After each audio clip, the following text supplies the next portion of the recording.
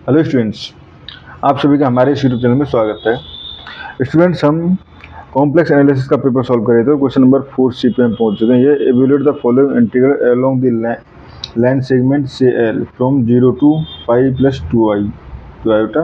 ठीक है, ये है हमारे पास क्वेश्चन जिसको हमें सॉल्व करना है। सिमिलरली सेकेंड क्वेश्चन को भी हम सॉल्व करेंगे। ठीक है, तो देखो फर्स्ट पार्ट में हमारे पास गिवन है, इंटीग्रेशन निकालना है एल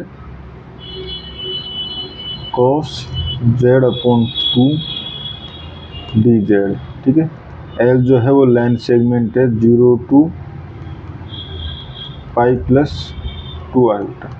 ठीक है, तो देखो cos z जो है वो एनालिटिकल फंक्शन होता है। ठीक है, एंड एनालिटिकल फंक्शन है, इसका मतलब इंटीग्रल जो है वो पाथ इंडिपेंडेंट होता है।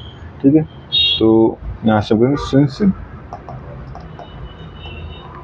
cos z/2 इज इंटायर यहाँ पे एनालिटिकल एवरीवेयर, एनालिटिक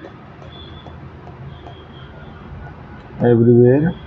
ठीक, so integral is path independent, integral is path independent.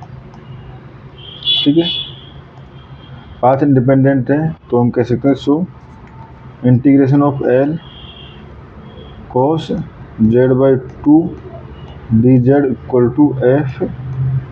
ठीक है, pi plus 2 iota minus f0। ठीक है, where F dash Z equal to है cos z/2। ठीक है, तो यानी कि हमें पहले निकालना पड़ेगा एफ जेड। ठीक है, तो इंटीग्रेट करें इन एफ जेड इक्वल टू क्या, integration of cos z/2 dz। ठीक है, तो इसका सीधे सीधे इंटीग्रेशन कर सकते हैं। cos का हो जाएगा sin z/2। ठीक है, एंड z/2 का डेरिवेटिव जो है वो उसे डिवाइड करेंगे तो 1/2 से डिवाइड यानी कि 2। ठीक है, ये हो गया हमारे पास। ठीक है, नाउ अप्लाई लिमिट।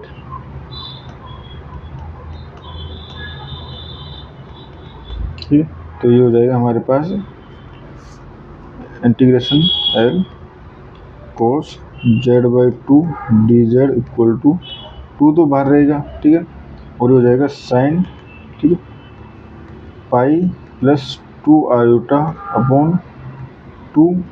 ठीक है, माइनस 2 साइन 0।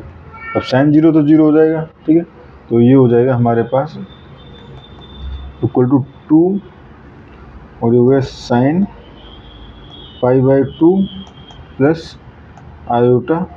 ठीक है, ऑब्वियसली जेड रहेगा यहाँ पे। ठीक है, हाँ ठीक है, जेड नहीं रहेगा, जेड तो रहेगा, जेड तो आएगा। ठीक है, जेड की वैल्यू पुट कर दी ना हमने। ये हो गया हमारे पास। तो यहाँ से साइन पाई/2 plus theta equal to cos theta होता है, तो ये हो जाएगा 2 कॉस आयोटा। ठीक है स्टूडेंट्स, ये हो गया। अब चाहो तो इसको आप इस तरह से छोड़ सकते हो, या आप लिख सकते हो 2 कॉस हाइपरबोलिक 1। ठीक है, यानी हाइपरबोलिक फॉर्म में अगर हम आंसर छोड़ना चाहें तो इस तरह से भी इसका आंसर हम छोड़ सकते हैं। ठीक है, अब आ जाते हैं हम सेकंड पार्ट पे। तो सेकंड पार्ट जो है वो किस तरह से हम सॉल्व कर सकते हैं। तो यहाँ पे सेकंड पार्ट में हमारे पास था integration C Z upon 9 minus Z square and Z plus iota D Z. ठीक है फ्रेंड्स, ये है हमारे पास। तो देखो इसको किस तरह से सॉल्व कर सकते हैं। वेयर सी जो है वो रेडियस ऑफ 2 का एक हमारे पास सर्कल है। ठीक है, तो पहले हमारे पास डिनोमिनेटर के फैक्टर्स निकालें। तो देखो 9 minus Z square equal to 3 minus Z and 3 plus Z. ठीक है, तो यहाँ से मैं अगर एफ जेड लिखना चाहूँ तो ये लिख सकता हूँ Z upon 3 minus Z 3 plus Z and Z plus iota. ठीक है स्टूडेंट्स, ये हो गया। तो अब देखने हैं हमारे पास इसकी सिंगुलरिटीज़ क्या क्या है। ठीक है, तो सिंगुलरिटीज़ या हम कहें पहले पोल सेट कर लें। तो देखो pole set Z equal to 3 कब डिनोमीटर 0 होता है, Z equal to 3, Z equal to -3 and Z equal to minus iota. ठीक है, अब देखते हैं इनसाइड कौन कौन से हैं मोड ऑफ जेड के। तो inside the mod of Z equal to 2। ठीक है, तो देखो 3 नहीं रहेगा, -3 नहीं रहेगा। ठीक है, ओनली रहेगा जेड मोड ऑफ जेड। अगर इसके लिए निकाले तो ये हो जाएगा मोड ऑफ 1। ठीक है, तो ये हो गया इनसाइड। तो only Z equal to minus iota lies inside C. ठीक है, तो यहाँ से अब हम रेजिड्यू थ्योरम अप्लाई कर सकते हैं। ठीक है, तो रेजिड्यू थ्योरम क्या होते हैं हमारे पास, रेजिड्यू थ्योरम ये होते हैं हमारे पास इंटीग्रेशन ऑफ, ये हो जाएगा सी। ठीक है, तो ये हो जाएगा integration of C F Z D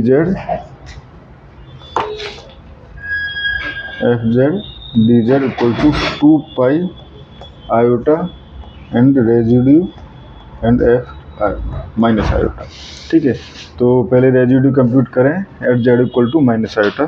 तो ये हो जाएगा हमारे पास residue F at minus iota equal to, ये हो जाएगा limit Z tends to minus iota. ठीक है, Z plus iota dot Z upon 9 minus Z square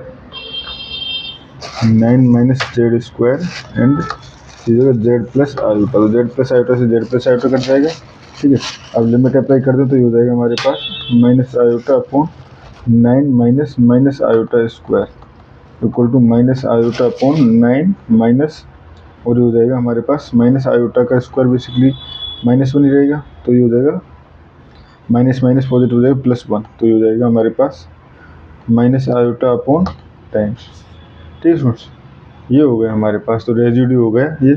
so यहाँ से हम कह सकते हैं close integration F Z D Z equal to 2 pi iota. ठीक है, एंड हो जाएगा माइनस आयोटा अपॉन 10। ठीक है, तो ये हो जाएगा हमारे पास 2 से कट जाएगा तो 5 पाई, और ये iota square basically -1 and minus sign की वजह से +1 हो जाएगा, तो लिखने की जरूरत नहीं है इसको, एंड पाई अपॉन 5 ये आपका आंसर हो जाएगा। ठीक है स्टूडेंट्स, और इस क्वेश्चन में मैं इतना ही करना था। Thank you.